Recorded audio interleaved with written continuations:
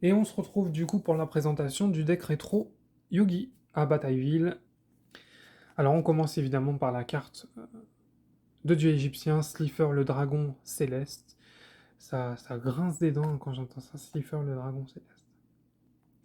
J'ai du mal avec la trad pour énormément de cartes. Bah, voilà un autre exemple, Sentinelle au grand bouclier. Euh, alors je sais pas si l'animé est mal traduit ou si ce sont les cartes. Mais ça me dérange. Sentinelle au grand bouclier, alors que moi, mon enfance a été sur du Gardna le bouclier géant, du magicien des ténèbres, tout ça, donc j'ai du mal. Kuribo, le gardien celte. Alors j'aurais pu mettre le gardien celte recyclé, qui a un meilleur effet, qui a un effet tout simplement, parce que lui, il n'y en a pas. Mais je préfère celui-là, parce que c'est vraiment mon gardien celte préféré. Je le trouve magnifique. Donc je préfère jouer cette carte. Alpha, le guerrier magnétique. Berfomet. Gazelle, roi des bêtes mythiques. Chevalier de l'arène. Gamma, le guerrier magnétique. Chevalier du roi. L'esprit de la pierre qui joue qu'à une seule occasion pendant le duel contre les cinq grands qui sont dans le corps de Tristan. Il bannit l'exploseur de l'âme pour invoquer cette carte. Et ce qui permet d'invoquer Devolgalf. Devolgalf qui, soit dit en passant, est une de mes cartes préférées. Je la trouve magnifique. Petite anecdote, hein, entre parenthèses, quand je joue à Arc sur PC, pour ceux qui connaissent, je peux pas m'empêcher de renommer les vouivres que je tame en Devolgalf. Pour moi, c'est un coup de cœur. C'est la première fois que je l'ai vu, elle est enfin, je l'ai trouvé super. Et la carte est juste magnifique, surtout ouais, enfin, ces couleurs-là, je l'adore. Bon, bref, voilà. Bétal le guerrier magnétique, chevalier du Valais, magicienne des ténèbres, l'arc-démon de Guilfer. Alors du coup, là, vous pouvez voir, je n'ai pas rajouté Devolgalf. Devolgalf a 2200 d'attaque et 1700 de défense. Je ne l'ai pas rajouté parce que Yugi est celui qui a le plus de monstres au niveau en termes d'étoiles. Il y a le chevalier du Valais, la magicienne des ténèbres, il y en a plein d'autres. Fallait que je fasse un choix. Devolgalf est très bien, seulement il est trop situationnel. Euh, et il a que 2200, il est pas. Voilà.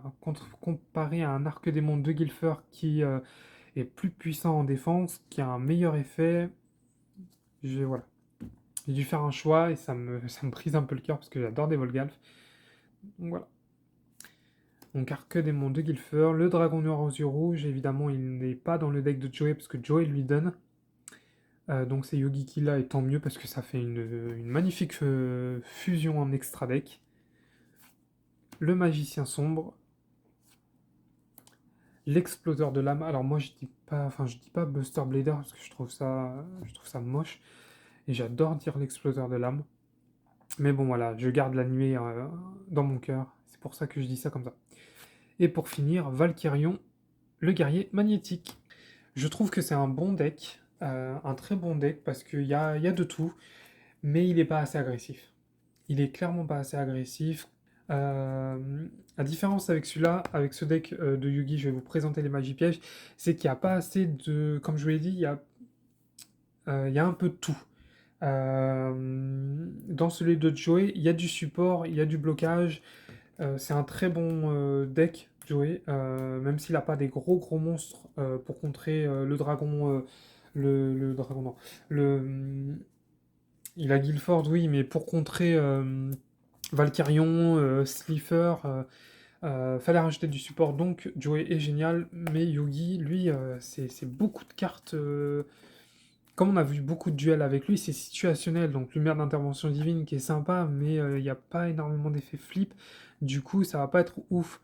Alors oui, ça va permettre d'anticiper, de se dire, bah tiens, il a ça en face en mode défense, voilà. Mais voilà, c'est pas des cartes non plus ouf. C'est pour ça que du coup j'ai dû rajouter des cartes qui n'apparaissent qu'une seule fois. Donc règle tribal qui ne joue que pendant alors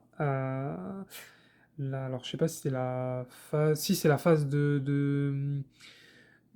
C'est pas la phase d'élimination, mais la phase de poule.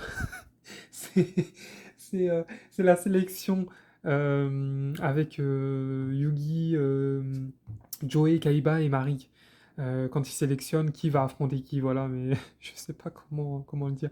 Donc, règle tribale pour protéger Joey de l'attaque du Marauderverse, il me semble.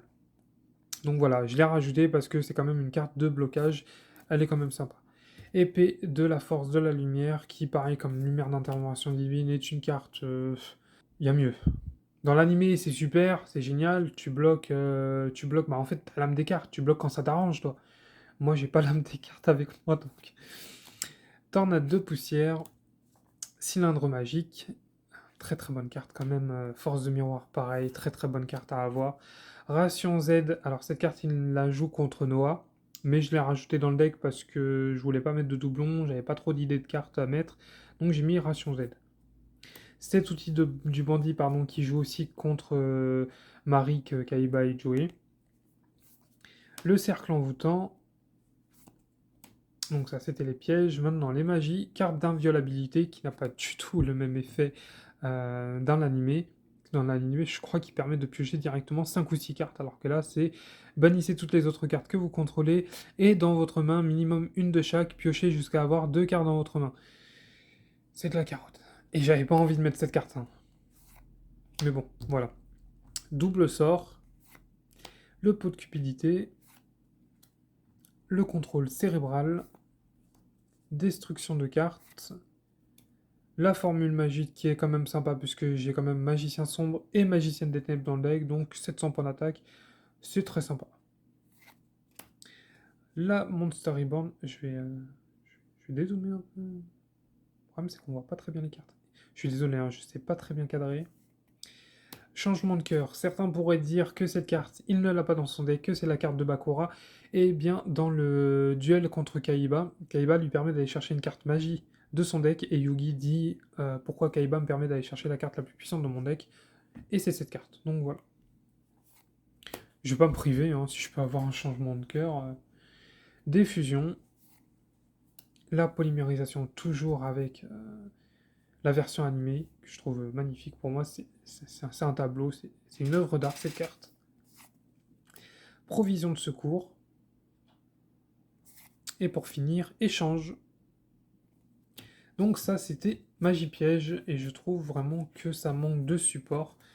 Pour l'extra, je joue Chimère, Bête Mythique Volante, et le Paladin des Ténèbres pour accompagner un peu de puissance, quand même. Donc ces deux cartes-là uniquement. J'ai un side à côté si je veux vraiment augmenter la puissance du deck.